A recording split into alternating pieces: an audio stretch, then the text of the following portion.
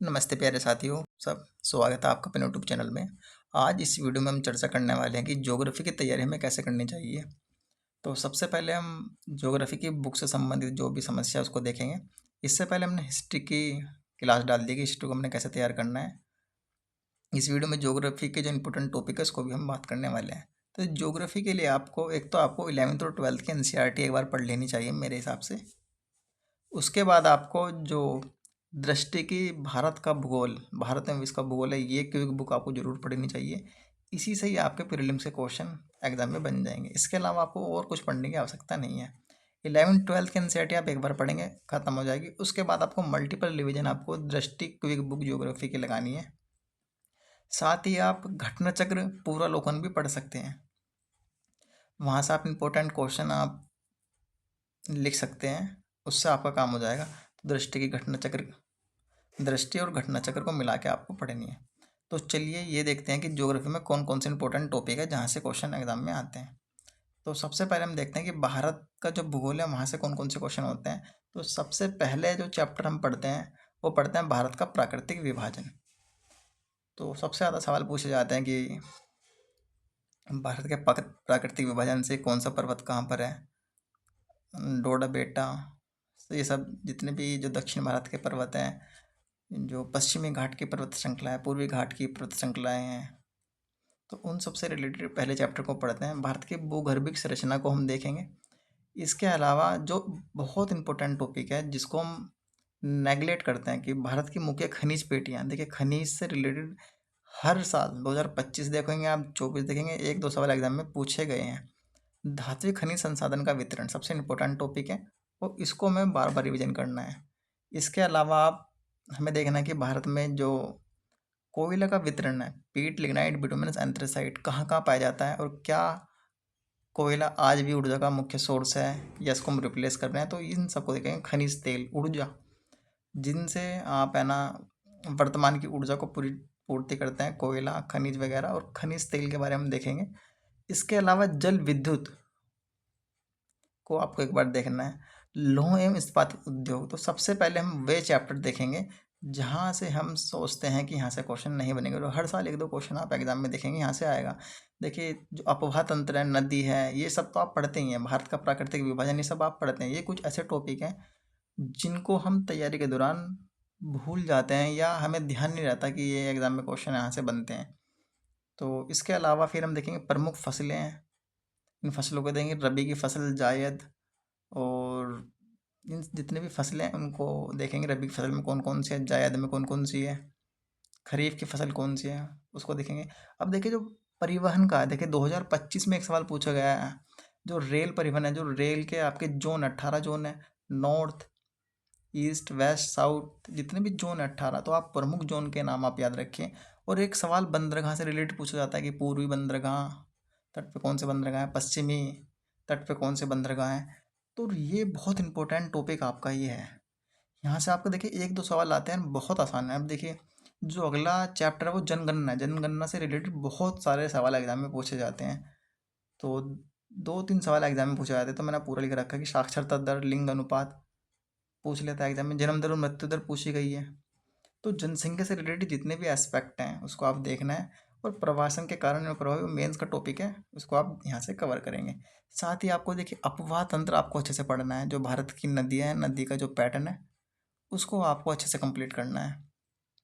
इसके अलावा Indian geography में आप पढ़ेंगे, भारतीय मानसून को पढ़ते हैं। भारतीय मानसून से बहुत सारे सवाल आते हैं। और इसके अलावा भारतीय जो मिट्टी है, भारतीय वनस्पति हैं, और जो भारत के जो पड़ोसी देश हैं जिनसे भारत के सीमा लगते हैं उन सबको आप देखेंगे फर्स्ट चैप्टर में। तो अब वर्ल्ड ज्योग्राफी की हम सबसे पहले बात करते थे कि यहाँ से सवाल बहुत एग्जाम में आते हैं यार, ये कॉन्सेप्ट बेस है। आपको अगर भारतीय मानसून पढ़ना है तो सबसे पहले आपको वर्ल्ड ज्योग्राफी को अच्छे से पढ़ना होगा। तो जो पहला आप चैप्टर पढ़ेंगे, जो पृथ्वी की आंतरिक संरचना है, थोड़ा सा चैप्टर यहाँ से आप पढ़ेंगे, पृथ्वी की आंतरिक संरचना है। फिर आप पढ़ेंगे एंडोजेनेटिक एंड एक्सोजेनेटिक मूवमेंट जो होता है, रॉक से सवाल पूछा जाता है। प्लेट टेक्टोनिक बहुत इंपॉर्टेंट है, भूकंप बहुत अच्छे से आपको पढ़ना। देखिए ज्वालामुखी और इससे संबंधित जितनी भी स्थलाकृतियाँ बनती हैं उसको आप देखेंगे। ओशन वेव, महासागरीय तरंगे, तो ये सब जो फर्स्ट चैप्टर महासागरीय नीतल उच्चावच, इसको आप देखेंगे। साथ ही महासागरीय तरंगे आपको देखनी है।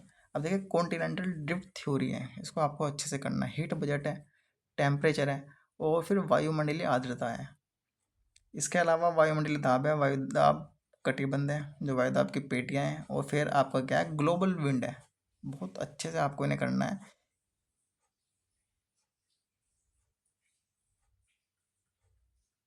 साथ ही आपको वर्षण, जो वर्षा से रिलेटेड जितने भी एस्पेक्ट हैं उसको देखेंगे।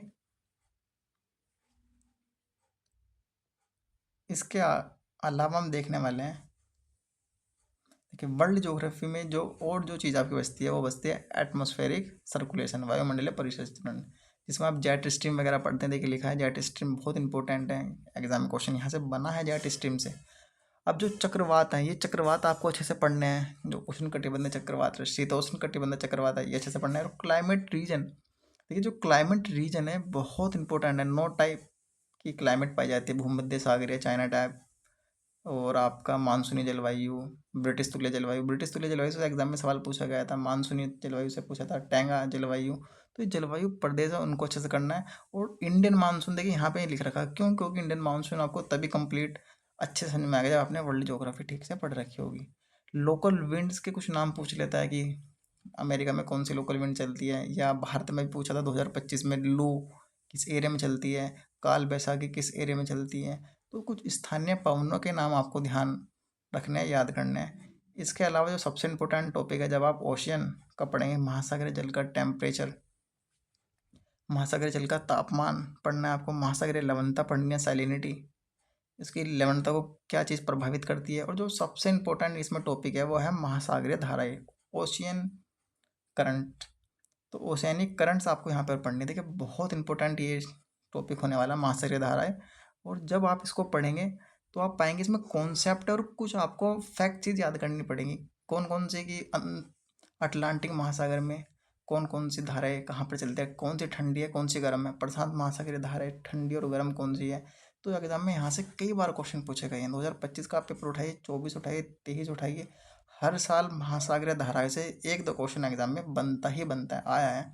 हिंद महासागर में कौन सी धाराएं हैं, आपसे पूछ लेगा कि हम्बोल्ट जलधारा है वो ठंडी है गर्म है। नॉर्थ अटलांटिक ड्रिफ्ट वो आपकी ठंडी धारा है गर्म धारा है। तो इस प्रकार की धाराएं पूछ लेंगे। अब देखिए ज्वार भाटा है, बहुत सिंपल सा छोटा सा टॉपिक है, इसको आप पढ़ सकते हैं। और देखिए कोरल रीफ है, प्रवाल भित्ति, ये आप इन्वायरमेंट में भी पढ़ते हैं और वर्ल्ड ज्योग्राफी में भी ये पढ़ते हैं आप। तो प्रवाल भित्ति से रिलेटेड जितना भी इम्पोर्टेंट चीज़ है वो आपको अच्छे से देखनी है। तो वर्ल्ड ज्योग्राफी प्यारे साथियों ये आपका कंप्लीट हो गया है। अगली वीडियो में हम पॉलिटी से रिलेटेड या इन्वायरमेंट को देखेंगे।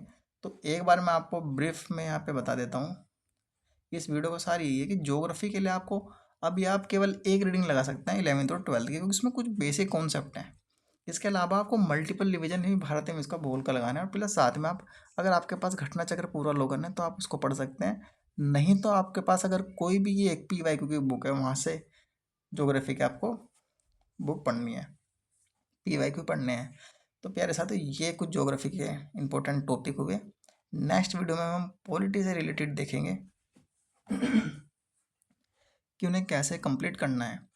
तो एक हम टारगेट प्रोग्राम भी चला रहे हैं टेलीग्राम चैनल पर, आप देखेंगे कि हर डे का हम एक टारगेट आपको प्लान करके दे रहे हैं कि किस प्रकार से आपको अपना 3-3.5 महीने के अंदर पूरा सिलेबस कंप्लीट करना है। तो एशियंट हिस्ट्री का टारगेट चल रहा है, तो एशियंट हिस्ट्री आज कंप्लीट हो चुकी है।